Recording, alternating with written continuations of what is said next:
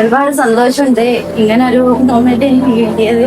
സങ്കടവും സന്തോഷവും എല്ലാം കൂടി ഒപ്പം വരികയാണെങ്കിൽ ഒരുപാട് നന്ദി എല്ലാവർക്കും.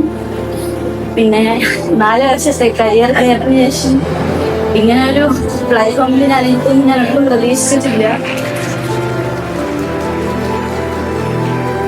പിന്നെ എന്നെ നിലയെഴുതാൻ സഹായിച്ച എൻ്റെ വിസ്മയാൻസിനും എൻ്റെ പാരൻസിനും നന്ദി പറയുകയാണ്.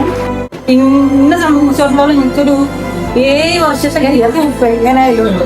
എനിക്കിപ്പോ 27 വയസ്സ് കഴിഞ്ഞ് 28 വയസ്സ് കടക്കാം. എന്റെ ഒരു ഏജിലുള്ള ആൾക്കാർ ഇവിടെ പഠിക്കണ്ടാതെ എനിക്ക് ഡൗട്ടാ.